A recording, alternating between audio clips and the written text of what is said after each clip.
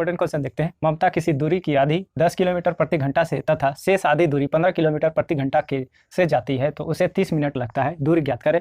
तो इसके लिए क्या होता है, औसत चाल सबसे पहले आपको निकालना होगा। औसत चाल, औसत चाल के लिए क्या होता है 2xy plus x plus y, नीचे y में तो 2x कितना है मतलब 10, तो यहाँ लिखेंगे 10, आगे कितना दिया गया 15, तो इस जगह लिखना है 15, दोनों का जोड़ 15 10 कितना आ जाएगा 25, यहाँ से कटा लेंगे 25 25, 5 दूना 25 25, 5 दूना 10, 5 से 5 दिया 15, 3 दूना 6 दूना कितना आ जाएगा 12।